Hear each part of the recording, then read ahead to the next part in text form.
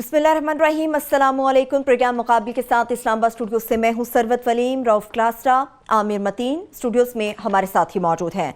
नवाज शरीफ और मरियम नवाज की रिहाई के बाद मुस्लिम लीग नून के कैंप में पुरस्रार तौर पर खामोशी है। क्या कोई डील हो चुकी? ना कोई डील दी जाएगी, ना ही फिर ढील। तहरीक इंसाफ अपने ऐलान पर कारबंद रहेगी या फिर नवाज शरीफ और मरियम नवाज का नाम ECL से निकाल दिया जाएगा? डिटेल में इससे बात करेंगे। प्रोग्राम के जब दूसरे हिस्से की जाने बढ़ेंगे तो आपको बताएंगे कि वज़ीर आज़म पाकिस्तान इमरान खान का भारतीय हममनसब नरेंद्र मोदी को जवाबी खत, वज़ीर खारजा शाह महमूद कुरैशी की भारतीय हममनसब सुषमा स्वराज के दरमियान एक अहम मुलाकात 27 सितंबर को न्यूयॉर्क में होगी। इस मुलाकात का एजेंडा क्या होगा, या फिर माजी के रिवायती दुश्मन दोस्ती का हाथ एक दूसरे के साथ बढ़ाएंगे? इस पर भी बात करेंगे। इसके साथ साथ वज़ीर आज़म पाकिस्तान इमरान खान ने सऊदी अरब और मुत्तहिदा अरब इमारात का दौरा किया है। पाकिस्तान की सऊदी अरब को CPEC में शमूलियत की दावत भी दी है। क्या पाकिस्तान, चाइना और सऊदी अरब CPEC मंसूबे में शामिल होकर एक नया इत्तेहाद बनाने जा रहे हैं? सऊदी अरब की CPEC में शमूलियत से ईरान और अमेरिका का मुतवक्के रद्द-ए-अमल क्या हो सकता है? इमरान खान के दौरा मुत्तहिदा अरब इमारात की पाकिस्तानियों की अरबों रुपए मालियत की जायदादों के हवाले से भी कोई बातचीत हो सकी? इस पर भी डिटेल से बात करेंगे। प्रोग्राम के जब तीसरे हिस्से के जाने बढ़ेंगे तो आपको बताएंगे कि बिलियन ट्री मंसूबे समेत माहौलियात को बचाने का दावा करने वाली तहरीक इंसाफ एम्बेसी रोड पर होने वाले दरख्तों के कत्लेआम में भी शामिल हो गई। CDA ने सुप्रीम कोर्ट के हुक्म की खिलाफ वर्जी करते हुए एक बार फिर से इस्लामाबाद एम्बेसी रोड पर दरख्तों का कत्लेआम शुरू कर दिया है। ऑपोजिशन दौर में दरख्तों के कटाव पर सबसे ज्यादा एहतजाज करने वाले असद उमर साहब भी हुकूमत में आते ही चुप साध चुके हैं। और प्रोग्राम के आखिरी हिस्से में रेडियो पाकिस्तान के हेडक्वार्टर्स के हवाले से बात करेंगे। खासतौर पर अरबों मालियत की 7 मंजिला इमारत को तवील मुद्दती लीज पर देने से मुताल्लिक वज़ीर इत्तलात फवाद चौधरी के हैरानकुन बयान पर रेडियो के मुलाजमीन सख्त परेशान हैं। शायद ये पहली हुकूमत होगी जिसके पहले ही महीने में सरकारी मुलाजमीन सड़कों पर एहतजाज के बारे में सोच रहे हैं। इससे मुतालिक भी डिटेल से बात करेंगे। मगर आमिर साहब, बात होगी उस खामोशी की। यकीनी तौर पे एक बड़ा एक रिलीफ था नून लीग के लिए, स्पेशली नवाज शरीफ और मरियम नवाज साहबा की रिहाई। लेकिन एक खामोशी है। आपका कोई दोस्त भी इस वक्त हमें टीवी पर नजर नहीं आ रहा, दानियल साहब भी नजर नहीं आ रहे, तलात चौधरी साहब भी नजर नहीं आ रहे, कोई बयानबाजी नहीं हो रही। इसकी क्या वजह? ये मेरा दोस्त आपने कह के बड़ा अच्छा जो ना पता नहीं तंज की है या मजाक उड़ा रही है। आप इनकारी हो गए। मैं ठहरे, मैं जरा इनकी लड़ाई करवा लूं। नहीं, आप दानियाल अजीज से दोस्ती से इनकारी हो रहे हैं। मैं उनके एक्चुअली उनके वालिद साहब से दोस्ती है। वो इनकारी हो गए थे जिस दिन वो वजीर बने थे। उस दिन के बाद से मैंने उनकी शक्ल नहीं देखी है। वो मेरी तरफ से उनके वालिद साहब से मेरा ताल्लुक है। तो अगर पर्सनल आपने पूछना ही था तो मैं बता दूं। मगर ये है कि कल 24 घंटे अब हो गए हैं, तो हम ये कल बात कर रहे थे कि इनके रवैये से पता चल जाएगा कि ये किस मूड में है, कि ये वो रोक सके तो रोक लो वाले मूड में है, कि आगे जंग करनी है, सुलह करनी है, या दरमियानी रास्ता करना है। तो 24 घंटे से बिल्कुल खामोशी है, बिल्कुल टोटल साइलेंस जो है। ना सिर्फ उनकी अपनी खामोशी है, उनके बाकी जो हजरात second tier, third tier, fourth tier, सब की खामोशी है। एक तो थोड़ी समझ आती है कि घर में उनके बेगम साहबा की जो है मियाँ साहब की वफ़ात इंतकाल कर गई हुई, तो एक मॉर्निंग चल रही है, एक सोग वाला सिलसिला भी है। दूसरा एक आशूरे के दिन है, तो वो भी समझ आती है कि एहतरामन भी इस वक्त कोई सियासत करते हुए अच्छा नहीं लगता। मगर जब कोई भी किसी किस्म के ना है तो शक ये पड़ता है कि ये मामला कुछ थोड़ा सा डीपर है। ये मामला तो ये ज़ाती वो नहीं है, वरना जिस तरह का ख़ास तौर पे मरियम बीबी का मिजाज है, तो वो जब निकलते वक्त वो जो वरना तो वो होना था कि भंगड़े पड़ने थे और वहाँ पे विक्ट्री के निशान बनने थे, और फिर कोई ट्वीट आती होती थी, वो ट्वीट से नहीं रह सकती। कोई ट्वीट नहीं आई है, तो उसके बाद कोई प्रेस कॉन्फ्रेंस नहीं आई है, बयान नहीं आया कि रोक सको तो रोक लो टाइप जो है। तो अभी इसके क्लास साहब इसकी उसके गहराई ज़्यादा, मुझसे ज़्यादा डीप वाटर्स में जाते हैं। मैं ये सतही पानियों में जो मैं देख रहा हूँ ना, उसका यही है कि 2-4 हम इस पर कर सकते हैं कि क्या अंदाज़े लगा सकते हैं। एक तो ये है कि ये जेल जो होती है ना, ये फिल्मों में देखा होता है, किताबों में पढ़ा होता है कि बड़े बड़े लोग लीडर गए जेल में, गांधी गया, नेहरू साहब गए तो उन्होंने किताब लिख दी और किताबें पढ़ते हैं, किताबें लिखते हैं, मंडेला और ये वो। मगर जेल एक बहुत बड़ी हकीकत होती है, ये जाना, और ऊपर से पाकिस्तानी जेल। जितनी मर्जी आपको आसाइशें मिल जाएं, जितने मर्जी वो सुपरिटेंडेंट साहब जो है ना तावन कर रहे हो, जितने मर्जी वहाँ पे आपको वो कर लिया जाए, मगर ये जो आदत पड़ती है ना कि शाम को 5 बजे के बाद अपनी कोठरी में बंद पड़ना पड़ जाए, मेहमानों पे कदगनियाँ आए, खाना चेक हो रहा है, आ रहा है, जेल जेल ही होती है। और ख़ास तौर पे उन लोगों के लिए जो कि चांदी और सोने के चमचे से खाना खाते हों, उनके लिए जो है ना वो एकदम एक दूसरा इतनी ऊंचाई से आप गिर के एकदम जो है ना, आप इमेजिन ही ना कर रहे हो कि हमारे साथ ये फैसला आ सकता है नाअहली का। वो तो ये नहीं सोच रहे थे कि जाके वो सीधा जेल में चले गए, और वो भी अडियाला जेल और पंजाब की जेल जो है वो सारा एक जो है ना हिल जाता है, आम आदमी भी हिल जाता है। तो ये भी जाहिर है कि वो एक तो धचका है। दूसरा मेरा ख्याल सोबर पॉलिटिक्स के हवाले से भी ये अंदाज़ा लगाया जा सकता है कि शायद आपस में सोच विचार भी हुई हो, शायद शहबाज शरीफ साहब ने कहा होगा कि जनाब ये लड़ाई का देख लें क्या अंजाम हुआ है, तो अभी तो जो होना था वो तो हो गया है। वो जो फैज साहब के ना जो बचे हैं संग समेट लो, तने दाग दाग लुटा दिया, तो बाकी तो जो हो गया, जो बचा बना वो बचा लिया जाए। तो सिर्फ ये भी शायद ये अकल भी आई हो कि इसको ठंडा करके आराम से करना है सारा, क्योंकि उनकी तरफ से सिर्फ नहीं है। आज की इतला ये थी क्योंकि वो किसी से मिल भी नहीं रहे। आज अब्दुल कादिर बलोच साहब का नज़र आ रहा था, और भी कुछ लोग जो है वहाँ पे अफसोस के लिए गए, तो वो उनको भी नहीं मिले बिल्कुल भी, और वो बिल्कुल एक साइलेंस है। ना सिर्फ उनकी साइलेंस है, बाकियों को भी एज जिस तरह रोक दिया गया, कोई एग्रेसिव स्टेटमेंट्स नहीं आ रही वो हैं। और जो पीटीआई का है, जाहिर है वो तो घोड़े के ऊपर सवार हैं इस वक्त, तो वो जो उनकी तरफ से आ रहे हैं वाइब्स आ रही हैं। फवाद चौधरी साहब उन्हें कह रहे हैं जी ना ढील देंगे तो ना डील देंगे, और उन्होंने मजाक भी उड़ाया, जो कि सही बात भी सही है।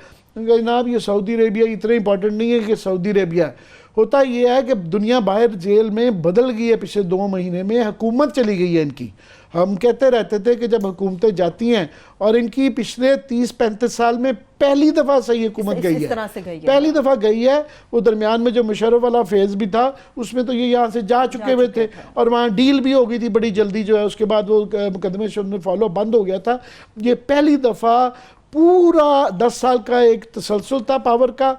तो ब्रोक्रेसी की दुनिया की नज़रें बदल गई हैं, मीडिया की नज़रें बदल गई हैं, वो चमचे चाटों की नज़रें बदल गई हैं, वो जो है मोटरकेड छोटी हो गई है। ये मुफ्त के जहाज़ भी थोड़े अरसे में शायद देखेंगे किधर जाते हैं किधर आते हैं, तो लोग बच रहे हैं, पीछे हटना शुरू हो जाते हैं।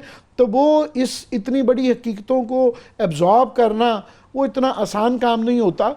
तो ये बदलती हुई दुनिया में जो है ना, और वाकई एकदम सऊदी अरेबिया का रवैया, इंग्लिस्तान का रवैया, यूएई का रवैया जो थे ना, पहले यहाँ से जाती थी MFS जाते थे जी, म्यूचुअल एक्सचेंज के अंदर हमें इन्फॉर्मेशन दें, तो इनकी गवर्नमेंट होती थी। तो नवाज शरीफ साहब खुद भी नहीं थे, तो इनके प्राइम मिनिस्टर तो अपने ही थे ना, तो एक लेवरेज होता है, वो लेवरेज जा चुके हुए हैं अभी। तो अभी ऊपर भी वो तलवारें लटक रही हैं। वो उन्होंने जो कहा है फवाद चौधरी साहब ने आज कि आते जाते रहेंगे, तो वो मामला भी हैं। दूसरा जो ये क्लास साहब का मैंने कहा ना, नीचे पानी में जाते हैं, तो वो इन्होंने जो इशारे कल दे दिए कि जनाब हुदैबिया एक नई एप्लीकेशन ही देनी है ना। सो अभी ये इनसे पूछ लें, ये कह रहे थे ना कि ये डील वील है, वो ये बता सकेंगे।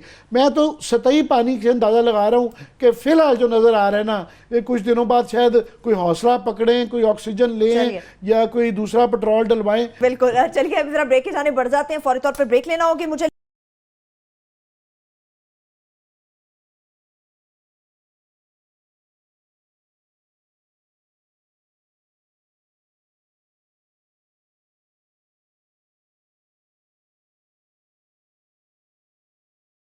क्लासा साहब, एक हकीकत तो ये भी है कि खामोशी कहा जाता है बड़े तूफान का पेश ख़ैमा होती है। लल before the storm, is it a लल? आमिर साहब ने बड़ा अच्छे तरीके से एक अच्छा इंट्रो दिया है चीज़ों का। मेरा ये ख्याल है कि आमिर साहब तो ये कह रहे हैं ना कि वो थोड़े से वो हो गए हैं, वो कूल डाउन हो गए। उसके पीछे there is a method behind this madness, जो समझ आने वाली बात है। किसी को जो हम थोड़ी सी सियासत को थोड़ा जो फॉलो कर रहे होते हैं, इनसे मिलना मिलाना उठना बैठना, तो थोड़ी मोरी एक आपको भी समझ आना शुरू हो जाती है। पॉलिटिकल गेम्स ट्रिक्स हैं, वो ट्रिक्स क्या हैं सर?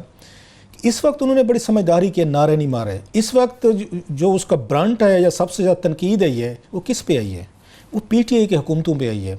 अपना इनका वर्कर जो है, अगर आप जाए ना सोशल मीडिया पे ज़रा देखें, मतलब हमें तो छोड़ दें, हमारी तनकीद को एक साइड पर रख लें, लोगों को एतराज़ हो सकता है, ठीक हो सकती है, गलत हो सकती है, वो उन पे सबसे ज़्यादा कल से बम्बार्डमेंट जो हो रही है ना, वो आप और मैं नहीं कह रहे। जो बात हम कहते थे कि पीटीआई का जो फॉलोअर है वो पढ़ा लिखा, मिडिल क्लास का, ओवरसीज़ का हो, लोकल हो, एजुकेटेड है, कम अज़ कम एक मिनिमम एक उसकी अंडरस्टैंडिंग पॉलिटिक्स के बारे में भी है, सियासी शऊर भी रखता है, और वो एक हाई मॉरल ग्राउंड की बात भी करता है जो इमरान खान साहब ने उनको आके समझाई थी, सेल की थी कि ये चीज़ें हैं। अब उसको समझ आना शुरू होगी, बल्कि कल से तो लतीफ़े चल रहे हैं कि जनाब आप भैंसे बेच रहे हैं, यहाँ पे आप भैंसे बेचते रहे हैं, तो वो उधर से मियाँ साहब वगैरह कंपनी है वो घर चले गए हैं, वो तनकीद भी रहने देते हैं, जुमला रहने दें, आपकी मेहरबानी, आप रहने दें। मुझे पता है बड़ा मुश्किल है, एक बंदा लाहौरी हो, ऊपर से आप हूँ, वो जुगत जाते हैं, पैसे बेच रहे हैं, आपने क्या कर दिया, बस वो रहने दें, आपकी मेहरबानी है, आप ना कहें। सोशल मीडिया कहने का मतलब ये है कि लोगों की तनकीद आना शुरू हो गई कि आप कुछ गैर ज़रूरी कामों में पड़ गए, जो ज़रूरी काम थे करने के, आपने एक उसका 100 वो डेज़ का जो अपने ऊपर रख लिया है। अब मतलब उसमें देखा जाए सेनेटर फैसल, मैं उनको जवेद साहब को देख रहा था, मैं आता हूँ ज़रा इसको उसके साथ लिंक करता हूँ मैं कि फैसल जवेद साहब भी अब सेनेटर हैं। आपने अगर कोई पैकेज बनवाना भी है कि यहाँ पे भैंसें खड़ी हुई हैं, खाती क्या हैं, पीती क्या हैं, सोती कब हैं, जागती कब हैं, वो कब आपस में गुफ्तगू कब करती हैं, गप कब मारती हैं, वो लतीफ़े क्या सुनाती हैं, और जो गवाला आता है उसका क्या मूड है, क्या ये सेनेटर का काम नहीं था। एक सेनेटर की अपनी प्रेस्टीज है, एक लेवल है आपका, आप खड़े हो को ये कर, उनका ये ख्याल है कि छोटी मोटी चीज़ें जो है ना ये पब्लिक को बड़े अच्छे तरीके से मुतासर करेंगे कि 4 भैंसे बेच दो, 2 घास वाले पकड़ लो, फलां कर लो, ये परसेप्शन है। इससे डेंजरस जो परसेप्शन बनेगी, जैसे बनी थी उनकी मरियम नवाज साहबा की और नवाज शरीफ साहब की, जो आज तक उनकी जान नहीं छोड़ेगी और इनकी भी नहीं छोड़ेगी आने वाले दिनों में। वो परसेप्शन क्या थी? वो ये थी कि जनाब के लोगों को ये याद नहीं है कि 60 करोड़ रुपया गवर्नर उन हाउस मरी पे लगा दे जहाँ ये ठहरते थे। ये लोगों का मसला नहीं है। लोग समझते हैं दरख्त पे पैसे लग रहे हैं, वहाँ से आप उठाते जाएं और लगाते जाएं। अब उस पर स्कैंडल क्या बना हुआ है मरी के हवाले से? स्कैंडल ये बना हुआ है कि हेलीकॉप्टर पे देगे पाक के, खाने पाक के गवर्नर हाउस जाते थे, ये स्कैंडल है। अब इन पे क्या बनेगा? लोग हंसेंगे कि इमरान खान साहब का जो उनका जो वो है, उनका पेट है, जो उनका डॉग है, वो भी ट्रैवल करता है इसमें हेलीकॉप्टर में। ये परसेप्शन आम आदमी, कुत्ता जो भी हो ना, लोग उसको शेरू ही कहते हैं। बस चलो शेरू कह लें, एक मतलब है, एक शेरू एक मुहावरा बन गया, मुहावरा कैफियत का नाम समझ लें, चले कैफियत का नाम समझ लें कि अब वो जो शेरू साहब जो हैं वो भी अपने साहब के साथ ट्रैवल करते हैं। इनकी परसेप्शन ये बनेगी, जो इनके अपोनेंट्स हैं आने वाले दिनों में वो इस चीज़ को एक्सप्लॉइट करेंगे, छठो जी ओ जी बस छठो, वो तो शेरू साहब भी हेलीकॉप्टर पे करते हैं। जैसे आज तक हम कहते हैं कि इनकी देखें खाने पाके हेलीकॉप्टर पे जाते थे, या चौधरी निसार अली खान ने कहा था कि रहमान मलिक साहब के दौर में, उनकी प्रेस कॉन्फ्रेंस है पीपल्स पार्टी दौर में, कि कराची से हेलीकॉप्टर्स पे निहारियाँ आती थी। ये जरा हेलीकॉप्टर का इस्तेमाल देखते जाएँ। एक पे इल्ज़ाम लग रहा है कि निहारे मंगवाते थे वहाँ पे पीपल्स पार्टी वाले अपने दौर में कराची से, कि निहारी मंगवाएं यार आज दोपहर में खानी है। एक पे आके इल्ज़ाम लगा कि मरी में जनाब देगें पाक इस्लामाबाद से हेलीकॉप्टर पे जाती हैं। और तीसरे प्राइम मिनिस्टर पे लग रहा है कि उनका शेरू जो है ना वो उनके साथ हेलीकॉप्टर पे ट्रैवल करता है। वैसे अगर देखा जाए तो आम इंसानों से निहारी, देगें और शेरू ज़्यादा अनरेबल सवारी है उनके पास, हेलीकॉप्टर्स हैं उनके पास। ये परसेप्शन पे नहीं जा रहे, वो भैंसे दिखा रहे हैं लोगों को। ये देखें जी 6 भैंसे हैं, 8 भैंसे हैं। आम आदमी को इन चीज़ों से मेरा ख्याल है कि बहुत बड़ा, इतना बड़ा फ़र्क नहीं पड़ने वाला। उसका नतीजा इन्होंने कल देख लिया।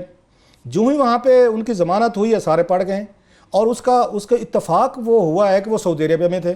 और सऊदी अरेबिया पे हमेशा इमरान खान साहब खुद तनकीद करते रहे। जब भी इनको रिलीफ मिला है वो सऊदी कोई उसमें कनेक्शन ज़रूर आता है। वो मुशर्रफ साहब का दौर हो, जाने में हो, आने में हो, वापस करने में हो, बिठाने में हो, वज़ीर आज़म बनाने में हो।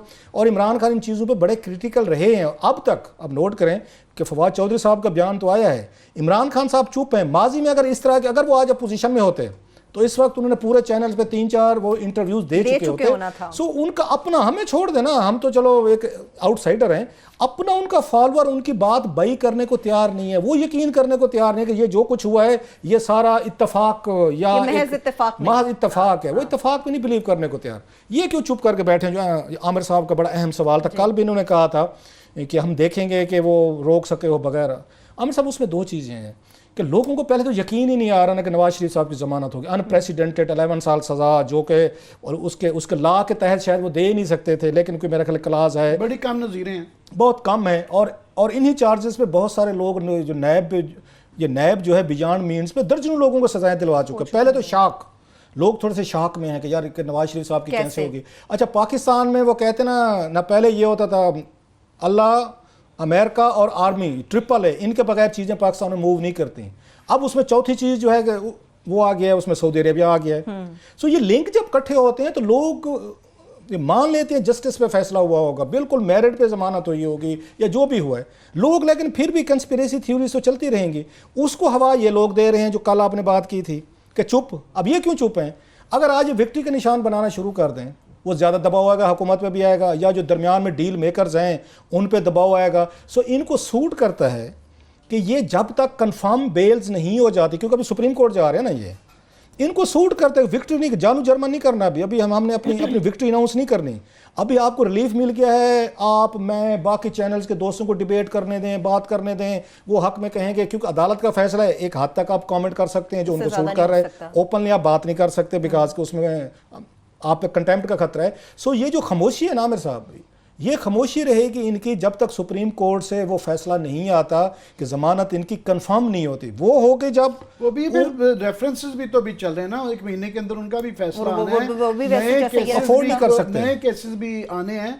सो दोनों मिले जुले हैं। एक पॉलिटिकल स्ट्रेटजी भी हो सकती है, एक पर्सनल मॉर्निंग भी हो सकती है, एक जो है ये मेरा ख्याल शायद रियलिटी सिंक इन कर गई है, हकीकतें आश्कार हो गई हैं कि जनाब दुनिया बदल गई है, ज़माना बदल गया है। तो शायद मे भी इनकी जो बहुत ज़्यादा ओवरली एग्रेसिव वो वाली थी अप्रोच नहीं ठीक थी। लेकिन फिर भी आमिर मैं एक बात उसमें ऐड करके, हालांकि पाकिस्तान इंडिया बड़ा एक अहम इशू उस पर हमने जाना है, इसमें मेरा ख्याल सऊदी अरेबिया का भी डाल ही लेते हैं। उस पर सऊदी अरेबिया से बात कहना, आप उस पर सऊदी अरेबिया को आप ले आइएगा, उस पर सिपैक पे आप बात उस पर शुरू कीजिएगा कि कितने यहाँ पे हमारे सफ़ीर थे जो नवाज शरीफ साहब से वो वहाँ पे रेवेंड गए हैं, जिन्होंने वहाँ कंडोलेंसेज किए हैं कलसूम नवाज साहब पे। मेरा ख्याल 7 या 9 हैं, अगर मैं एग्जैक्ट फिगर मुझे नहीं आ रहा। और ये नवाज शरीफ साहब जो थे कोई वो उस पर नहीं थे कन्विक्टेड। सो अब उसमें ईरान के भी सफ़ीर शामिल थे। सो ये जहन में रखें, जो आप बात कह रहे हैं दुनिया ने उनको राइट ऑफ नहीं किया हुआ। 9 अगर सफ़ीर गए हैं और उन्होंने जाके, अगर मैं एग्जैक्ट नंबर दे रहा हूँ 7 या 9 है, अगर उन्होंने जाके वहाँ रेमंड में एक कन्विक्टेड एक उन्होंने प्राइम मिनिस्टर से मुलाकात की है, कंडोलेंसेज की हैं, तो आपका क्या ख्याल है? सफ़ीरों ने खुद अपने बिहाफ पे कर लिया होगा ये फैसला, या उनकी हुकूमतों ने उनको कहा होगा कि नवाज शरीफ साहब के पास जाएं? सो ये जो हम कह रहे हैं ना कि हुकूमतें बदल जाती हैं, आप अपने मोहरे जो होते हैं ना सर, अपने रिलेशनशिप आप रखते होते हैं। यू नेवर नो कि इमरान के बाद फिर उनको जरूरत पड़ जाए इसकी, जो लेके आए हैं हो सकता है कल को आपको याद होगा आईनी नवाज शरीफ साहब को कौन लेके आए थे? फौज लेके आई थी ना, उसमें जनक कियानी साहब लेके आए थे, वो आर्मी चीफ बैठे थे और वही चीज़ें देख रहे थे सारी, उन्हीं के दौर में है ना। अब एक नया आर्मी चीफ बैठा है जिसमें वो इतराज़ करते हैं कि आप हमें लेके नहीं है, आप उनको लेके आए।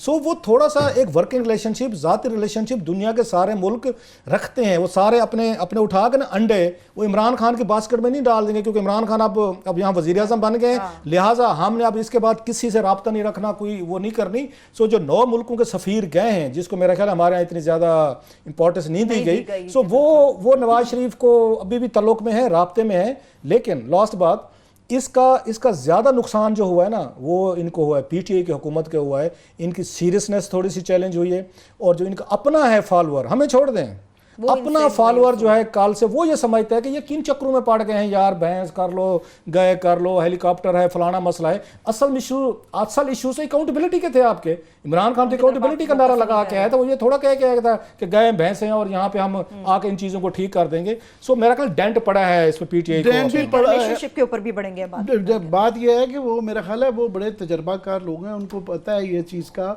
उनको आपका हमारा और हमारे जैसे सारे कबीलों का पता है कि इनको जो है ना, इनको वैसे ही अपोजिशन में जब गवर्नमेंटें आती हैं तो इनका ये होना ही होता है ये रवैया। और उन्होंने कहा जी बजाय इसके कि हम लड़ें, उन्होंने कहा जी हम ज़रा बीच में से निकल देते हैं, ये मीडिया और ये आपस में थोड़ा सा लड़ लें माजी देखते हुए, क्योंकि ऐसा ही होता रहा है। और साथ में क्योंकि इनके PTI का एक वो मैं जो कहता हूँ कि एक डिसरिगार्ड ऑफ पब्लिक ओपिनियन का एक एटीट्यूड तक नज़र आ रहा है। उनका ये एटीट्यूड बनते हुए गुरूर आते थोड़े महीने साल लग गए थे। इनका गुरूर और इनका एटीट्यूड जो है ना कि अवामी राय को बिल्कुल उसकी परवाह ना करना कि हमने जो बस हम अकले कुल हैं और हमने ये करना है तो जो करना है, चाहे उसका सोशल मीडिया, चाहे उसका मेन स्ट्रीम मीडिया, जो मर्जी रिएक्शन आ रहा है। अभी तक 5-7 इस तरह के फैसले हो चुके हैं जिस पे वो जिद लगा लेते हैं। जैसा कि उस्मान बुज़दार पे बहुत एडवर्स आया, इमरान खान साहब कही जा रहे हैं कि 3 महीने दे दें आप और हम तारीफ़ करेंगे। आई बैक टू डिसएग्री। ये उनका ये पहली दफ़ा पाकिस्तान की तारीख में हुआ है कि किसी चीफ मिनिस्टर को सुप्रीम कोर्ट में बुला के कहा होगा अगर आप ना अहल नहीं है इस काम के तो आप छोड़ें और घर जाएं। ये आज तक कभी सुप्रीम कोर्ट में किसी चीफ मिनिस्टर की इतनी बेइज्जती नहीं हुई है। और उन बेचारों से कैपेसिटी का ये हाल है कि 2 जुमले नहीं बोले जाते, पीछे से लोग जो है ना प्रॉम्प्टिंग कर रहे होते हैं और वो प्रॉम्प्टिंग भी नहीं सही, वो सब जुडिस करी जाते हैं। उनकी कैपेसिटी के इशू हैं। ये इमरान खान साहब जो हमें कह रहे हैं कि 3 महीने बाद हम अपनी राय बदल लेंगे, मेरा ख्याल है इनको बदलनी पड़ जाएगी, शायद 3 महीने से पहले ही पड़ जाए। पहला वो बड़ा हुआ, बाकी वो ब्यूरोक्रेसी का हम रिपीट करते रहते हैं जो अपॉइंटमेंट्स हैं। बाकी उसके बाद जो जुल्फी बुखारी साहब वाला मामला चल रहा है, तो जितनी भी अपॉइंटमेंट्स हो रही हैं, मेजर इश्यूज, टास्क फोर्सेस के ऊपर सवालात हैं। और एक होती है जिद लगा लेना, एक है कि आप बहस करें, गुंजाइश पैदा करें कि ये हमारे से गलती हो रही है, कि पॉलिसी देने से पहले आप कुछ ना कुछ फीलर्स चेक कर लें, कोई बहस कर लें, कोई आइडियाज़ ले लें, कोई पार्लियामेंट में डिस्कशन कर लें, कोई आप कहें जी हम सोच रहे हैं, तो वो है। अब लेटेस्ट जिस तरह रेडियो पाकिस्तान का आ गया, उन्होंने नोटिफिकेशन से शुरू होता है, उन्होंने नई ओपिनियन ली कि जनाब ये रेडियो पाकिस्तान जो है ये कस्टम मेड इमारत बनाई गई थी रेडियो के लिए, इसकी एक तारीख है, ये भुट्टो साहब के ज़माने से इंस्टीट्यूशंस होते हैं। आजकल भाई आज भी BBC का ले लें, वॉइस ऑफ अमेरिका का ले लें, दुनिया भर में जो होते हैं स्टेट इंस्टीट्यूशंस, उनकी वो इंडिया में जाएँ, कहीं चले जाएँ, वो बताते हैं कि जनाब यूँ हिस्ट्री चली थी, यूँ आया था, ये तस्वीरें लगनी होती हैं। क्योंकि एक आदमी का जिसका कि मीडिया से सिर्फ इतना की ताल्लुक रहा है कि कुछ अर्सा उन्होंने एंकरिंग की हुई है, उनको रात को एक बड़ा ब्राइट आइडिया आ गया कि इसको मैंने बिल्डिंग बदलनी है। किसी से उन्होंने, हमें नहीं पता किससे पूछा है, मगर स्टेक होल्डर में हम भी हैं, मीडिया भी है, कि पूछ लें लोगों से कि रेडियो पाकिस्तान से हमारा भी ताल्लुक है, किसी से पूछ लें।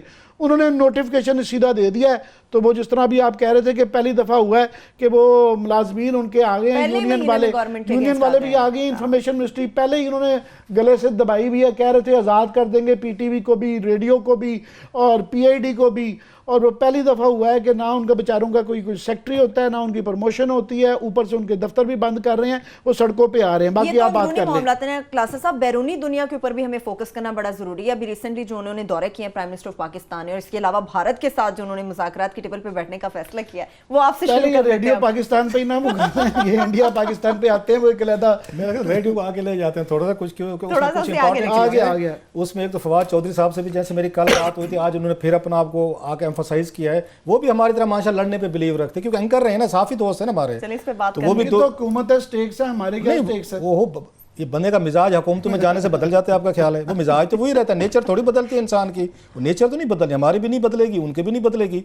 वो एक आपने जैसे का टकराव तो आता है। अच्छा, वो बाज़ दफ़ा हमें क्वेश्चंस करते हैं कि आप कौन होते हैं, तो फिर हम भी ये पूछ सकते हैं, तो फिर इमरान खान साहब, इनकी टीम कौन होती थी नवाज शरीफ को चेक करने वाली, या उनको चैलेंज करने वाली, या पीपल्स पार्टी को चैलेंज करने?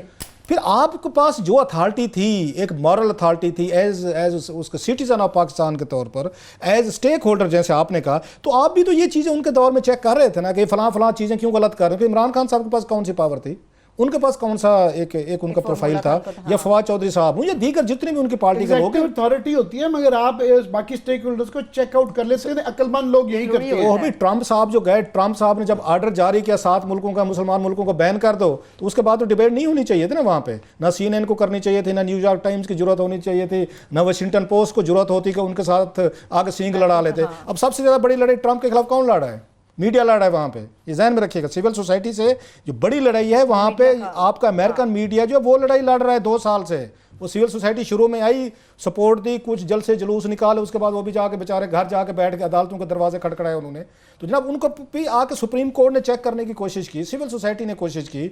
वो मीडिया इस वक्त अमेरिकन के सिविल, ये उनके लिबर्टीज की जो वार है, अमेरिकन नेशन से ज्यादा, उनके लोगों से ज्यादा मीडिया लड़ रहा है। 3 ग्रुप्स लड़ रहे हैं, न्यूयॉर्क टाइम्स डेली उनकी लड़ाई हो रही है। उनको ट्रंप साहब उनकी ऐसी तैसी कर रहे हैं, तो वो उनके खिलाफ लड़े हुए एक्टर्स हैं वहां पे, या वहां पे आप इवन देख लें जो उस पर उनके वीकेंड शोज होते हैं, टॉक शोज होते हैं। सो जब ये कहते हैं कि आप लोग कौन होते हैं, तो हजूर फिर आप एक काम करें, एक मार्शल लॉ वाला ऑर्डर खुद एक जारी कर दें, जनाब आज के बाद ना कोई टीवी टॉक शो हो सकता है, ना यहाँ पे कोई बात हो सकती है, ना हमारे किसी एक्ट को क्वेश्चन किया जा सकता है। जमहूरियत में हर एवरी इंडिविजुअल 22 करोड़ लोग जो हैं, उनको राइट है कि आपके किसी फैसले पे एतराज कर सकते हैं, बात कर सकते हैं, सवाल कर सकते हैं। आप वही करें जो आपकी मर्जी है, वो करनी तो अपनी मर्जी है। आए तो मुशर्रफ की नर्सरियों से ही है ना, तो इसलिए ये रवैया वहीं से लेके आए हुए हैं। वो लोग हैं जो वो उस नर्सरी से आए हैं। ये सारों का सबका ये मिजाज रहा है, हमने भुगता हुआ है। पीपल्स पार्टी दौर में ये चीजें हमने देखी हुई हैं, उस वक्त ये शुरू हो रही थी। उन्हें उनके आखिरी 1-2 साल देखे ना, वो भी बड़े अग्रेसिव थे, वो लड़ने पे आ जाते थे टीवी शोज में, हमने वो भी आके उनको भुगता हुआ है। उसके बाद नवाज शरीफ साहब दौर जो आया, वो एक नेक्स्ट लेवल, गेम का नेक्स्ट लेवल होता है ना वीडियो का, वो नेक्स्ट लेवल पे लेके गए। जब उन्होंने अपनी एक टीम बनाई जिसको इमरान खान साहब ने नाम दिया हुआ था, गाली गलोच ब्रिगेड का नाम, या मेरा ख्याल उन्होंने दिया था, एतजाज अहसन साहब ने दिया था। उन्होंने अपना मीडिया सेल बना के वहां से काम शुरू हुआ। इन्होंने भी, इनके भी मीडिया सेल चल रहे थे माशाल्लाह। जो बात आपने की थी, वो उस अपोजिशन मोड से निकल नहीं पा रहे। उन्होंने कहा नहीं, हमने ट्रंप की तरह पहले मीडिया से लड़ाई लड़नी है, ये जरा ज़हन में रखें। सो उस दिन जब इमरान खान से हमारी मुलाकात हुई थी, बड़ा उनका एटीट्यूड लग रहा था कि is not happy with the media. और अभी मेरा ख्याल 20 दिन हुए थे, 15 दिन थे, हालांकि वो तमाम लोग ये बैठे हुए थे जिनकी इमरान से मतलब जाती दोस्ती, मैं नहीं कहूँगा सहाफियों को जाती दोस्तियां तो नहीं होती, लेकिन अच्छा ताल्लुक था। उनकी बॉडी लैंग्वेज बता रही थी, हर बंदे ने महसूस किया कि इमरान खान साहब जो है उस पर ऑफेंडेड है 2 रीजन की वजह से। एक जुल्फी बुखारी वाले इशू पे नाराज थे और दूसरा खबर मनिका वाले इशू पे, ओनली 2 इशूज।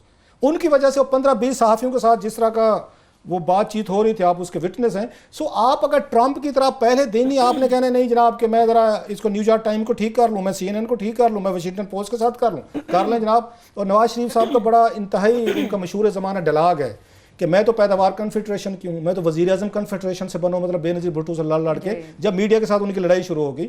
तो आपको जो लोग ये दे रहे हैं, मसलन आज एक नया उन्होंने काम किया है और उनकी टीमें शहर में फैल गई हैं कि जुल्फी बुखारी के खिलाफ बैड प्रेस आ रहा है जी, इस बैड प्रेस को ठीक किया जाए और उनके खिलाफ पब्लिक ओपिनियन ठीक की जाए और मीडिया जो है ना उसको फेवरेबल किया जाए। बाकायदा इमरान खान साहब के उसके बाद 2-4 लोगों से, उनके जो आगे मीडिया के हैंडलर हैं, हैंडलर्स ने आज 2-4 लोगों से मीडिया एंकर से मुलाकातें की हैं। उनको उन्होंने जुल्फी बुखारी साहब के वजीर बनने फोन हमें भी आए हैं। और वो मैं सुन रहा था अभी आपको जो है ना ARY में काशिफ बासी के प्रोग्राम में, उन्होंने कहा कि जी उनका बैकग्राउंड क्या है। बैकग्राउंड कोई नहीं बता रहा कि उनका ओवरसीज़ के उसके अंदर, तो वो कह रहे थे क्योंकि वो ओवरसीज़ पाकिस्तानी हैं इसलिए वो हैं। तो हमारा ये हम बता चुके हैं कि प्रिसाइजली उनके ताया के ऊपर बहुत बड़ा स्कैंडल रहा है ओवरसीज़ पाकिस्तानी का, कि इराक के अंदर जो मैन पावर गई थी वो जो ले जाए गए थे उसके अंदर बहुत ज़्यादा, जिसकी वजह से इस ख़ानदान को यहाँ से ये भागे थे लंदन में, बाद में वो मुकदमे फिर सॉर्ट आउट हुए। उसकी तफसीलात अनकरीब बताएंगे, कागजात के साथ बताएंगे। जुल्फी साहब का पूरा चट्ठा और कच्चा चट्ठा। बिल्कुल। चलिए अब जरा ब्रेक के जाने बढ़ जाते हैं, फौरी तौर पर ब्रेक लेना होगी मुझे, लेकिन बताने के लिए और भी बहुत कुछ है। जिस तरह से CDA ने सुप्रीम कोर्ट के हुक्म की खिलाफ वर्जी करते हुए एक बार फिर से इस्लामाबाद में एम्बेसी रोड पे दरख्तों का कत्लेआम शुरू किया। इसके अलावा पाकिस्तान और भारत के वज़ीर ख़ारजा की अहम मुलाकात होने जा रही है, उसका एजेंडा क्या हो सकता है। प्राइम मिनिस्टर ऑफ पाकिस्तान ने सऊदी अरब और मुत्तहिदा अरब इमारात का जो दौरा किया, इससे पाकिस्तान को क्या हासिल होगा, तमाम तर तफसीलात आपके साथ शेयर करने के साथ रहिए।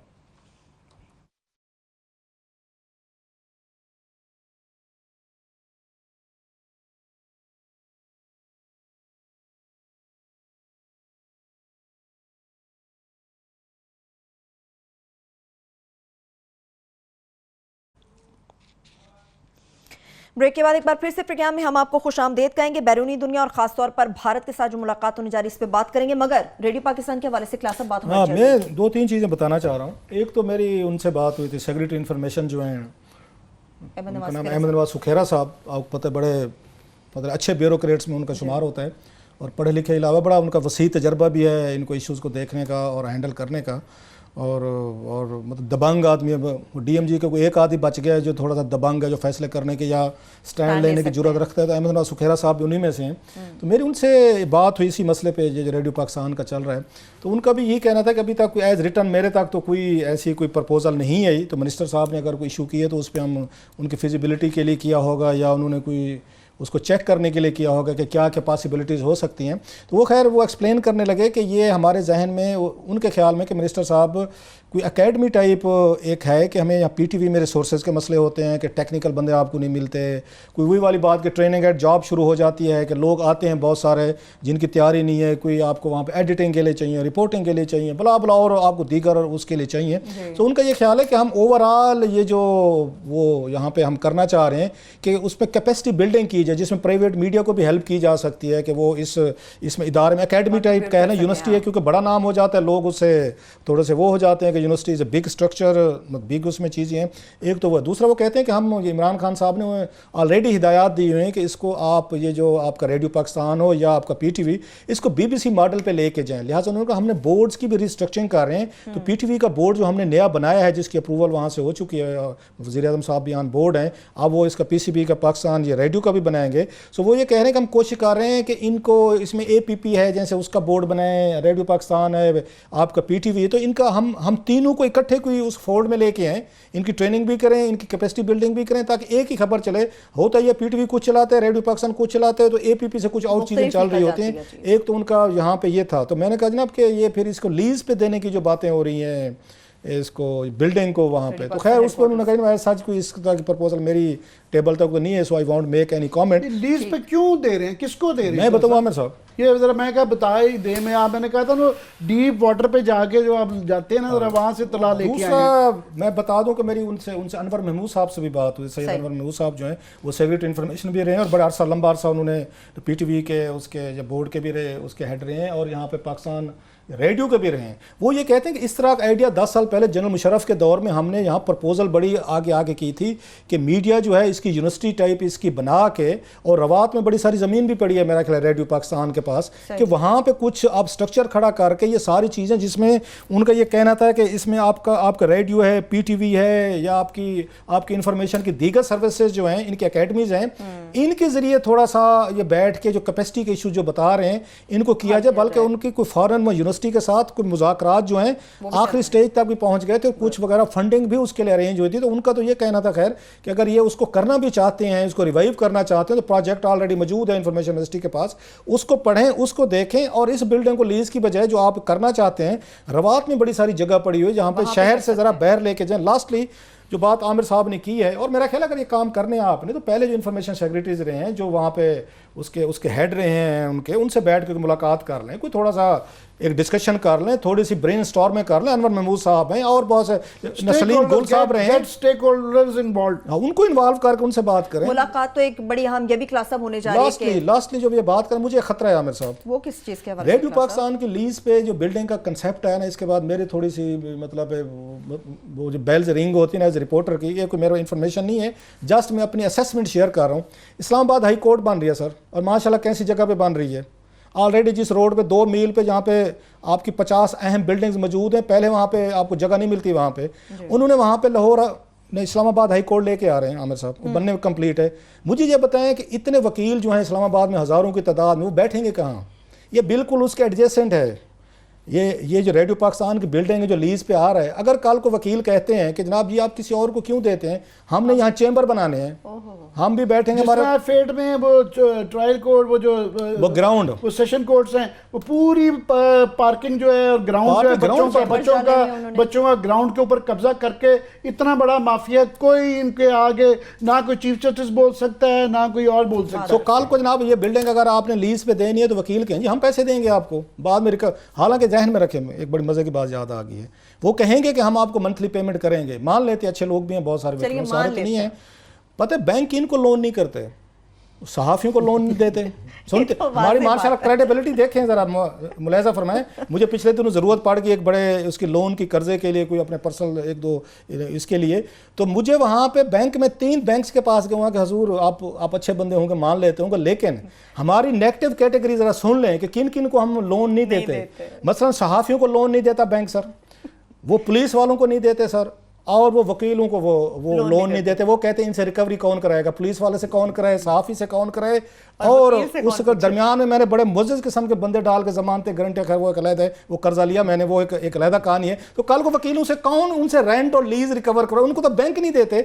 सो मुझे लगता है कि ये जो कोई अगर इस तरह की डील हो रही है ना, कि इस बिल्डिंग को खाली करवाएं, 7 मंजिला को इस्लामाबाद हाई कोर्ट 7 बन के, हज़ारों की तादाद में वकील हैं, उनको दे दें चैम्बर के लिए, या वो खुद जाएं कल को कब्जा कर लें, इमारत खाली पड़ी, कौन रोक सकता है? वो तो चीफ जस्टिस साहब ने कोशिश की, यहाँ पे शौकत सदीकी साहब ने कोशिश की कि आप वो ग्राउंड खाली करवा लें F8 का, वो ग्राउंड नहीं आज तक खाली हुआ। तो आपका क्या ख्याल है कि लीज की बिल्डिंग अगर खाली होगी तो यहाँ हज़ारों वकील निकलेंगे और आके कब्जा कर लेंगे, तो आप में से कौन जाके उनको खाली करवाएगा? आई होप कि सैनिटी विल प्रिवेल। जी, आपकी इंडिया पे बहुत इंपॉर्टेंट टॉपिक है, करता हूँ बस सिर्फ इस पर पार्टिंग मेरा सेंटेंस, मेरा जुमला ये मैं कहना चाह रहा था कि ये बिल्कुल बहुत अच्छी बात है सकीरा साहब, अगर ये कह रहे हैं कि एक जामिया किस्म का पैकेज दे दें, पॉलिसी बना लें, डिस्कशन कर लें तो वो अच्छा है।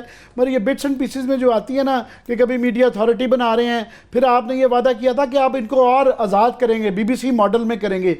आप तो चेयरमैन जो PTV के आपने कह दिया कि जनाब खुद ही चेयरमैन बन गए हैं, MD भी लगा दिया, चेयरमैन भी खुद बन गए हैं और उसमें वो कदकरें लगा रहे हैं। रेडियो पाकिस्तान का भी इस तरह के नजरें आ रही हैं। तो ये जो मिक्स सिग्नल्स आ रहे हैं, इसको पॉलिसी बनाने से पहले एक प्लीज अगर कोई आपका बहुत अच्छा पैकेज है ओवरऑल करा के डिस्कशन करा के बनाएं। ये बिट्स एंड पीसेस में लोगों को ना डराएं, स्टेक होल्डर से कम बात करें। ऐसे अहम फैसले ना आप तो जमहूरियत पसंद है ना, आप ये कैबिनेट में लेके जाएं, आप पार्लियामेंट में लेके जाएं, वहां पे डिबेट्स के लिए दें, डिस्कशन के लिए दें, इंडिविजुअल फैसले। आप लाख कहते रहें जी ये कोई इसकी कोई इंपॉर्टेंस नहीं है। मतलब मेरी उनसे बात हो रही थी फवाद से, मैं जैसे कहा हालांकि मैं एडमायर हूँ उसकी बहुत सारी चीज़ों का, लेकिन जहाँ तनकीद आती है अब क्या करें, करनी पड़ती है। तो मैंने उनसे पूछा, मैं कि रेड जोन है, यहाँ पे आपकी एम्बेसीज हैं, सुप्रीम कोर्ट है, पार्लियामेंट है आमा, और यहाँ पे मजीद आप उसको क्राउडेड करते जा रहे हैं कि इस्लामाबाद हाई कोर्ट हमारे वैसे देख लें। आमिर साहब बात इस पर थोड़ी सी हो सकता है इंडिया पाकिस्तान हम अगले हफ्ते ले जाएं, बड़ा अहम इशू है कि हमारे 6 करोड़ की आबादी है साउथ में सराय के इलाकों को, 6 करोड़ आमिर साहब, एक वहां पे इन्होंने दिया हुआ है बेंच लाहौर हाई कोर्ट का, एक बेंच 6 करोड़ मुल्तान में, और वो जिस तरह मुल्तान को डील किया जाता है लेके लाहौर तक सिर्फ एक बेंच है सर, और 6 करोड़ की आबादी को हैंडल करता है। और उनको आपको जिस तरीके का हैंडल किया जाता है, वो पिछले दिनों में बड़े मुजाहरे भी हुए मुल्तान में, वो आपके सामने है ना। डेरा गाजी खां के लोग मर गए पीट के कि हमें एक बेंच दे दें सर, लाहौर का नहीं दिया। बहावलपुर वाले एक है उनके पास, एक है वहाँ पे मेरा ख्याल बहावलपुर का बेंच है, if I am not wrong, उनको इन्होंने नहीं दिया। जनाब फैसलाबाद वाले पिटते रहे कि हमें दे दें, सियालकोट वाले पिटते रहे, गोजरा वाले देते रहे कि हमें लाहौर जाना पड़ता है। लाहौर के वकला ने कहा कि ना ना ना ना डिवीजनल बेंच आपने नहीं देने इनको, क्योंकि सारा आप जहन में रखें कि सारा क्राउड जो है आपका फैसलाबाद का, गोजरावाला का, सियालकोट का या बाकी सेंट्रल पंजाब का है, सारा लाहौर के वकीलों को हायर करते हैं। अगर आपने बना दिए बेंच वहाँ पे, आपने सेंट्रल पंजाब में 4 नए और जजेस वहाँ पे दे दिए, तो जो रेवेन्यू जनरेट हो रहा है, जो लाहौर की इकोनॉमिक एक्टिविटी है, जो पैसा जा रहा है वकीलों की जेब में, मुंशियों की जेबों में, होटल में स्टे करते हैं लोग, रातों को रहते हैं, खाबे खाते हैं, थिएटर देखते हैं, फिल्में देखते हैं, तो ये इकोनॉमिक एक्टिविटी रुक जाएगी। सो बेंच ना बनने के पीछे वकला बिरादरी के एसोसिएशंस हैं जिन्होंने मना किया हुआ है। लेकिन क्या है क्रक्स ये है कि इस्लामाबाद हाई कोर्ट की जस्टिफिकेशन ही नहीं थी बनती। ये 20 किलोमीटर के ऊपर रावलपिंडी बेंच है हाई कोर्ट का, ये 20 किलोमीटर में बना दिया है, और मुल्तान से लेके बकर मियां वाली तक दरमियान में पूरा एक बड़ा जहाँ पे कोई वो बेंच नहीं बनाया, 20 किलोमीटर पे एक मौजूद है, फिर उसका बना लेंगे। जब भी बनाया गया था उस वक्त बड़े सवाल थे, अब उसकी एक्सपेंशन शुरू कर दी है, तो वे बहाल करते रहे। साहब ये देखिए इस्लामाबाद की पता है कितना ये पूरा रेडियस है, अगर मैं गलत नहीं, 24 किलोमीटर और 20 लाख की आबादी। वो भी इस वजह से आबादी हुई है कि इन्होंने यहाँ पे पिछले आपके 10, 12 साल, 15 सालों में डबल हो गई आबादी। ट्रैफिक तो इतनी हो चुकी है शहर की माजरत के साथ, और ये मजीद बढ़ाते जा रहे हैं, कोई प्लान नहीं है। अब नॉन फेलर की इन्होंने उठा लिया ना शर्त, मजीद सड़कों पर गाड़ियां आएंगी, मजीद आपके ट्रैफिक के इशूज होंगे, मजीद आपको एल इम्पोर्ट बिल बढ़ेगा। उनकी कोई परवाह नहीं, उन्हें ये लगता है कि हमने अपनी इकॉनमी जाहिर करनी है कि ग्रो कर रही है, कि कारें ज्यादा बिक रही हैं। ओ भाई आपको इस तरह की पॉलिसीज लानी चाहिए कि कारें कम बिकें, आपको यहाँ पे इंटरसिटी आपको बेहतर को सर्विसेज के लिए कहना चाहिए कि बुलेट ट्रेन इनके, हालांकि मैं ख्वाब देख रहा हूँ इंडिया में तो बन रही है 500 किलोमीटर, जापान ने जिनको ऑफर किए, तो ताकि लोग सड़क पे कम से कम है वो आके बसेस इस्तेमाल करें या आपकी बुलेट ट्रेन करें। अब अंदाजा करें कि इस्लामाबाद हाई कोर्ट 24 किलोमीटर में, और 20 किलोमीटर पे एक और बेंच है वहां पे पिंडी वाला, यहाँ के वकीलों को खुश करने के लिए, क्योंकि वो पैसे मिलते हैं ना, फीस बनती है। उन्होंने क्या किया, और आजकल केसेस क्या सुनते हैं वहां पे, या स्टे दिए जाते हैं सर मोस्टली, या वहां पे सर्विस मैटर्स जो वैसे फेडरल सर्विस ट्रिब्यूनल का काम है, सारे सर्विसेज के मैटर जो है ना वो आपके इस्लामाबाद हाई कोर्ट में सुने जा रहे हैं। अच्छा चले, वो एक बिल्डिंग में मौजूद है, वो 7 जजेस है मेरा ख्याल है उन 7 जजेस के लिए अब उन्होंने कहा जो इस्लामाबाद हाई कोर्ट जो है वो आपकी सुप्रीम कोर्ट के सामने लाई गई है सर।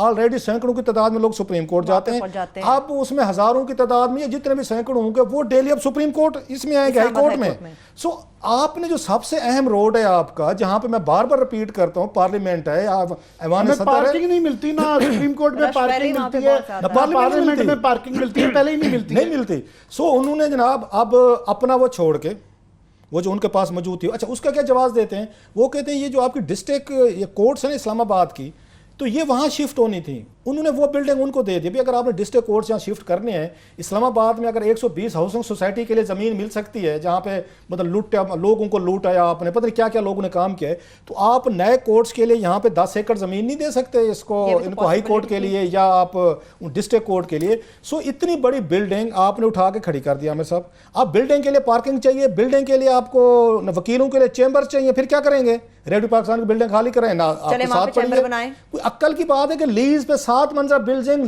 लीज पे दी जा रही है। तो फवाद ने मुझे एक बड़ी अच्छी बात की, उन्होंने कहा जनाब, तो मैंने उनसे कहा मैं कि रेड जोन है, सेंसिटिव एरियाज हैं सारे उसमें, तो उन्होंने कहा दुनिया में कौन से सिविलाइज्ड मुल्कों में जहाँ पे वो रेड जोन होते हैं, उन्होंने मुझे जवाब दिया। अच्छा। तो मैं कहा चलो मुबारक हो कि हम कम से कम दुनिया के और सिविलाइज्ड बेंचमार्क को टच करे ना करे ना, कम से कम इस मामले में हमने टच कर लिया। मैं जब भी आप लोगों ने कुछ जस्टिफाई करना हो ना किसी अपने गलत एक्ट को, सबकी मैं बात कर रहा हूँ, हम भी शामिल हैं, किसी भी हुक्मरान ने ब्यूरोक्रेट ने जब कोई गलत काम कर खड़े हैं जिस पे तनकीद है, फौरन यूरोप की मिसाल देंगे। अल्लाह का बड़ा हमें एहसान होगा अगर पाकिस्तान में इतना अमन अमान हो जाए तो हमें तो बड़ी खुशी होगी कि रेड जोन खत्म हो जाए। मगर जिस तरह का ब्यूरोक्रेसी की डीलिंग रह रही है, जिस तरह आपने अपने इलेक्टेबल्स को जो ताकत दे दी है कि वो जो है ना डिक्टेट करें कमिश्नरों को भी और डीपीओ को भी कि किस तरह करें, और 2 बेचारे जिसने जसारत की है उनके साथ जो सलूक हो रहा है आपका, और जो हमने ये गोंदल साहब वाले, रिजवान गोंदल वाले सूरत हाल में देख लिया है कि वहां मुझे नहीं नजर आ रहा कि आप उस तरह के गवर्नेंस के जिस तरह के वादे किए हुए थे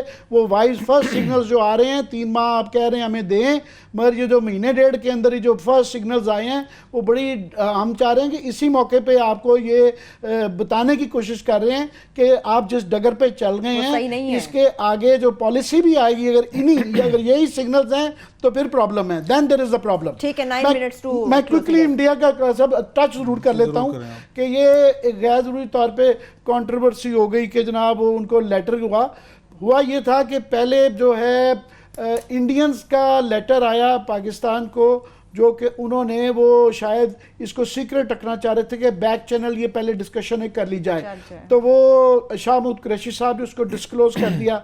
फिर उधर से यहाँ से ये 14 सितंबर का ख़त गया हुआ था, तो आज 6 दिन बाद जो है ना इंडिया ने फिर उसको डिस्क्लोज किया है। मगर यहाँ पे एक बन जाता है ना इन इश्यूज़ को भी, ये बड़ी डेलिकेट इश्यूज़ जो हैं फॉरेन पॉलिसी से रिलेटेड हैं, मगर उसको एक पोलिटिसाइजेशन होती है कि वो जाता है कि जी यहाँ पे वो नारे लगाने के जी नवाज शरीफ के दौर में कि मोदी का जो यार है गद्दार है वो इस टाइप की वो हो जाती हैं। मगर मैं समझता हूँ कि बहुत ही पॉजिटिव मूव है और हमारा बड़ा कंसिस्टेंट स्टांस है उसके ऊपर, और ये it is in consistency with Imran Khan stance from day 1। उन्होंने पहली अपनी तकरीर में ये कहा था कि मैं इंडिया 1 कदम आएगा तो हम 2 कदम जाएंगे, उसके बाद भी उनका ये कंसिस्टेंट स्टांस है। और इनमें और नवाज शरीफ साहब में एक फ़र्क है कि नवाज शरीफ साहब का तरीक़ाकार कुछ ऐसा रहा कि वो एक लग रहा था कि सिविलियन और मिलिट्री के अंदर एक गैप है और वो उनके साथ मुशावरत के साथ नहीं चल रहे। उन्होंने जो ये फैसले किए और अपना फॉरेन मिनिस्टर भी नहीं रखा, तो ये जो लेटर गया है इसके पीछे मैं समझता हूँ कि इमरान खान, प्राइम मिनिस्टर इमरान खान साहब, he is fully supported by his military side also, ये है। और ये मैं समझता हूँ बड़ा इसके अंदर अच्छा ख़त है जिसके अंदर उन्होंने पाकिस्तान की एक बाइज़्ज़त स्टांस भी एक वो भी रखा हुआ है कि बुनियादी बात उन्होंने कही है कि जनाब ये सिग्नल्स हमने दिए हैं कि हमने ख़ास तौर पे वाजपेयी साहब की, जिनकी के पाकिस्तान इंडिया के लिए बड़ी खिदमत थी पीस के लिए, इसलिए हमने अपने मिनिस्टर भी भिजवाए वहाँ पे। और हमारा ख्याल है कि जो यूएन जनरल असम्बली के अंदर जो है सार्क की मीटिंग्स हो रही हैं वज़रा की, उससे पहले मिल लिया जाए। बेसिकली वो ये चाह रहे हैं कि सार्क का, क्योंकि पिछले साल इंडिया ने ना सिर्फ खुद रोक लिया था, बाकी हमसाया मुल्क को भी प्रेशर डाला था कि वो भी ना आए, तो ये अगर इस साल भी वो सार्क का 2nd समिट भी वो हो जाता है तो सार्क पहले ही एक किस्म का एक कलदम सा, एक बिल्कुल बेकार सी गैर फाल सा इदारा बनता जा रहा है। तो इस साल भी अगर वो कैंसिल हो जाता है तो ये बिल्कुल गैर फाल हो जाएगा, जो कि किसी के भी हक में नहीं है, ना पाकिस्तान, इंडिया, खित्ते के, क्योंकि दुनिया भर में ये रीजनल ब्लॉक्स जो हैं वो तरक्की कर रहे हैं। तो ये, और साथ में उन्होंने ऑफ कोर्स जो पाकिस्तान के कलीदी मसाइल हैं हैं, उन्होंने टेररिज्म की भी बात की है, उन्होंने सब पे, कश्मीर पे भी बात होगी, सियाचिन पे भी होगी, वो सारी चीज़ों का जिक्र किया है। पर मैं समझता हूँ ये बड़ी अच्छी मूव है और हम बड़े इसके सपोर्टिव हैं और ये इसको पोलिटिसाइज नहीं होना चाहिए। एक मैं छोटा सा इसमें लास्टली कह दूं, मुझे डर सिर्फ ये है कि पाकिस्तान की तरफ से तो ये वाला बड़ा हो गया है, पर इंडिया का एक्चुअली इम्तिहान में इंडिया है, क्योंकि इंडिया के एक तरफ क्योंकि इलेक्शन ईयर, अगले साल उनके इलेक्शन होने हैं और वो बड़े एंटी पाकिस्तान, सारे एंटी उस पर जाते हैं, मगर शायद उनके लिए भी गुंजाइश बनती है कि उन्होंने जो है अफ़गानिस्तान के बदलते हुए हालात और इस रीजन में रीअलाइनमेंट हो रही है चीन की और अमेरिका की, ये सारी, तो उसमें शायद वो कम अज़ कम ये जो है उनके लिए भी शायद ज़रूरत बनती है कि इसके ऊपर बातचीत को आगे बढ़ाएं। बस सिर्फ ये है कि 2-3 उन्होंने जिस दिन वो मीटिंग होनी है वहाँ पे UN जनरल असम्बली में, उसके 3 दिन बाद उन्होंने अपने जो सर्जिकल स्ट्राइक की थी उसकी एनिवर्सरी रखी हुई है। फॉर एग्जाम्पल मुंबई की 10 साल की जो है ना वो आ रही है एनिवर्सरी, उसको भी वो बहुत धांसू तरीके से वो मनाने की कोशिश कर रहे हैं।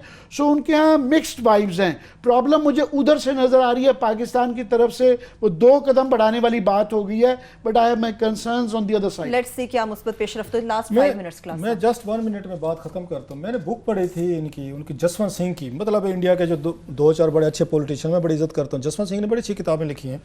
एक जो उनकी बुक का नाम है इंडिया एट रिस्क, वो मेरा ख्याल पढ़नी चाहिए, पाकिस्तानियों को ज़्यादा पढ़नी चाहिए। उसमें उन्होंने एक कोट किया है, उन्होंने कहा जनाब कि पाकिस्तान ने जो बस मिस की थी पीस की, वो उन्होंने वाजपेयी साहब के दौर में ज्यादती की थी। वो बहुत बड़ा चांस था। वाजपेयी साहब वाज सीरियस कि हमने ये कश्मीर से मैं सारे मसले हमने सेटल करने हैं। नवाज शरीफ साहब को वो हमें क्रेडिट देना चाहिए, उन्होंने बड़ी सीरियस एफर्ट्स की थी। उनका ये कहना था कि वो बस जो है ना वो पाकिस्तान ने मिस की थी, बाद में जनाब मुशर्रफ ने भी की। मेरा यह ख्याल है आपकी दफ़ा इंडिया जो है ना कुछ अरसे बाद यही फील करेगा, जहाँ तक हमारी इतलात हैं और हमें आप सबको पता है कि हमारे ऊपर एस्टेब्लिशमेंट का कभी वो नहीं हो सकता कि हम उनके उसमें इन्फ्लुएंस में हैं या उनके वो हैं। मेरा यह ख्याल है कि इंडिया अगर सीरियसली चाहता है कि पाकिस्तान के साथ इशू को टैकल किया जाए, इस वक्त बेस्ट बैट इमरान खान और आर्मी चीफ जनाब बाजवा हैं। जो जनाब बाजवा को ज़ाती तौर पर लोग जानते हैं, जिन लोगों से मिले हैं, इंडिया के साथ वो सीरियसली इस दफ़ा वो पीस चाहते हैं। इनके अगले साल तक टेन्योर बाकी है, इनकी 1 साल मजीद है इनके पास। इमरान खान साहब सीरियस हैं, पॉपुलर हैं पाकिस्तान में, उनको हीरो माना जाता है। इमरान पहले ऑफर कर चुके हैं। अगर इंडिया ने वही रिपीट करना है जो हमने किया था वाजपेयी के साथ और हमने बस मिस की थी, इस दफ़ा बाजवा साहब और इमरान खान सीरियसली चाहते हैं इंडिया के साथ मामला सेटल हूँ। इफ़ दे आर सीरियस, हाँ इश्यूज हमने कायम रखने हैं, दोनों मुल्कों को मतलब लड़ाई रखो तो अवाम को भिड़ाई रखो। इंडिया को सबसे बड़ा फ़ायदा ये हो सकता है लास्टली कि इंडिया को ट्रेड रूट मिल सकता है सेंट्रल एशिया तक, अफगानिस्तान तक, वहाँ से हमारे वाक़े के ज़रिए। सो इन्हों मेरा ख्याल इमरान खान की इस प्रपोजल को सीरियस लें। आर्मी की फुल्ली बैकिंग इमरान खान को है कि आप इंडिया के साथ पीस करें। रेयर अपॉर्चुनिटी नाउ में बी द बेस्ट टाइम। बाजी में ये कहते रहे कि जब सिविलियन हुकूमत होती है तो इंडिया कह देता है कि जनाब वो ना ये ताकतवर नहीं है, सब डिसीजन मेकर तो GHQ है, और जब फौजी हुक्मरान होते हैं तो वो कह रहे हैं कि जनाब अवाम की बैकिंग नहीं है। तो इस वक्त civil military on this issue are on one page. It is India which has so many pages. ये उनका होगा, बस मिस करते हैं या बस को लेके चलते हैं। आमिर साहब, मैं आज जरा थोड़ा सा इसको हम फिर फॉलो करते रहेंगे। आज मैं फिर एम्बेसी रोड से रोज़ाना गुजरना होता है, आज मुझे देख के ना बड़ा एक झटका लगा कि हम तो समझते थे कि नवाज शरीफ साहब के दौर में कोई बंदा जो है सीरियस नहीं एनवायरनमेंट का, और हम इसलिए PTA की हुकूमत के या इनके वहाँ पे KPK में स्टेप्स के हम इनके बड़े वो रहे हैं, अप्रिशिएट करते रहे कि इन्होंने वहाँ पे बिलियन ट्री वाला जो मंसूबा दिया, बहुत सारे इन्होंने दरख्त लगाए, एनवायरनमेंट के लिए बड़ा काम है। अच्छे काम इमरान खान का ये था जहाँ पर उन्होंने ऐसे वजीर लगाए हैं जिन पे शायद इतराज़ हो सकता है कि उन्होंने अमीन असलम को आके उन्होंने क्लाइमेटिक चेंजेस का वजीर लगा दिया। अब ये हो रहा है कि जिस मंसूबे को रोका गया था हमारी मुसलसल रिपोर्टिंग की वजह से, एहतजाज की वजह से, सुप्रीम कोर्ट तक किया कि एम्बेसी रोड पे दरख्तों का कत्लेआम बंद किया जाए। 2 किलोमीटर के लिए आमिर साहब इन्होंने 300 दरख्त काट डाले थे। इतने जालिम बैठे हुए हैं आपके जकूटा मारे CTA में, महज अपना 1 पाव गोश्त लेने के लिए उन्होंने पूरा ऊंट ज़िबा कर दिया। 300 दरख्त पुराने 60-60 साल इन्होंने काटे, जो हम आपको बता चुके हैं। आज क्या हुआ जनाब, हम ये समझ रहे थे, असद उमर साहब उस वक्त हमारे साथ एजिटेशन में होते थे, प्रेस क्लब में यहाँ पे सेमिनार हुआ, तशरीफ ले आए, बड़े उन्होंने दावे किए। अमीन असलम साहब अगेन ए गुड मैन, हम उनकी बड़ी इज्जत करते हैं, उनका बड़ा काम है एनवायरनमेंट में, उनकी मर्जी के बगैर। और एनवायरनमेंट वाले हमें कह चुके हैं कि हमने NOC नहीं दिया था इनको दरख्त काटने का। अब वो बैठे, अमीन असलम साहब उसमें बैठे हुए हैं, वो वजीर बैठे हुए हैं। CDA ने आज दोबारा काम शुरू कर दिया जनाब आमिर साहब। आज मैंने दरख्त खुद उनके कटे हुए दरख्तों के जनाब फोटो लिए हैं, पिक्चर्स लिए हैं। हम ये समझ रहे थे इसको मिट्टी डाल के इसी पे दरख्त लगाए जाएंगे जो काटे गए हैं, 300 दरख्त लगेगा। आज इमरान खान साहब की हुकूमत के होते हुए और असद उमर साहब के होते हुए जो इस्लामाबाद से थे, जो हमारे साथ एहतजाज में शरीक थे, और अमीन असलम के होते हुए सीडीए ने जनाब दोबारा काम शुरू कर दिया वहां पे। और मैंने आपको वो ना पिक्चर्स भी वहाँ पे देख सकते हैं जो उसके साथ थी। और सुप्रीम कोर्ट ने वहाँ पे हम अप्रिशिएट करते हैं उनमें जज साहब के, मेरा ख्याल है चीफ जस्टिस साहब भी थे, चीफ जस्टिस साहब थे, साथ में हम काजी फैज ईसा साहब थे, वो न शेख साहब अजमत शेख साहब थे जिन्होंने इस पर नोटिस लिया। उनकी दिलेरी देखें, वो कहते हैं जनाब कि हम दोबारा इस रोड को बनाएंगे, दरख्त भी काटे हैं सर उन्होंने बुलडोजर के वहां पे चंद काटे हैं, वो गिर गए थे, बाने बना रहे हैं, पर दरख्त वो सड़क तो बन रही है। अच्छा, वो हम ये समझ बैठे थे 10 अरब ट्री के बाद हमारी तो बड़ी उम्मीदें जाग गई थी, वो पिछले ही काटने शुरू हो गए, पिछले काटने शुरू हो गए। और इरफान नियाजी साहब हैं, डायरेक्टर माहौलियात हैं सीडीए के, जब उनसे बात की है तो उन्होंने कंफर्म किया जी एम्बेसी रोड पे जो है हम जना एवेन्यू तक सड़क को हम कुशादा कर रहे हैं, सेम प्लान जो पीछे रखा हुआ था। ब्यूरोक्रेसी डटी हुई है कि नवाज शरीफ साहब हैं या इमरान खान है, काम हमने वही करना है। और वो ये कहते हैं जनाब जो आपने बात किया, उन्होंने हमने कोई नए दरख्त नहीं काटे, पहले से जो ये कटे हुए दरख्त हैं 300 वो तो पहले हम काट चुके, उसको तो आप कुछ नहीं कर सकते हमारा। तो उन्होंने कहा जनाब सुप्रीम कोर्ट ने एम्बेसी रोड पर दरख्तों की कटाई पर पाबंदी लगाई हुई है। ये पिक्चर्स मैंने खुद लिया मेरे साथ वहाँ खड़े होके, ये सारे के सारे पिक्चर्स मैंने लिए हैं, दरख्त कटे हुए हैं, बुलडोजर लगे हुए हैं। मैं जरा अमीन असलम साहब से रिक्वेस्ट करता हूँ और उनसे और असद उमर साहब, हजूर आप MNA यहाँ के, आप MNA भी हैं और हमारे साथ आप शरीक भी होते रहे।